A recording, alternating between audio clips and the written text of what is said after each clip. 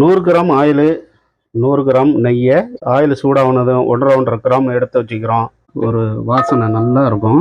400 வெங்காயத்தை நல்லா ஒரு பொன் நிறமாக வரட்டும். ஒரு 8 பச்சை மிளகா கோல்டன் கலர் வந்துருச்சு. 100 பூண்டு, 100 இஞ்சி வதக்கி விடுங்க. 300 கிராம் தயிர் சேர்க்குறேன். அருமையாக வந்துருச்சு. 400 தக்காளி, 10 கிராமு பெரிய டீஸ்பூனால எடுத்தீங்கன்னா கரெக்டாக இருக்கும். புதினா 50 மல்லி நல்லா பரட்டி விடுங்க. உப்பு போட்டுங்க. கொதிச்சு வருது.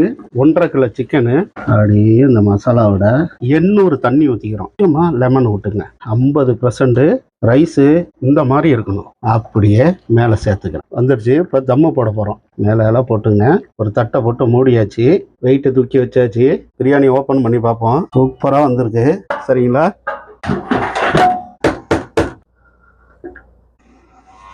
செம்ம டேஸ்ட்டாக இருக்கும். இதே மாதிரி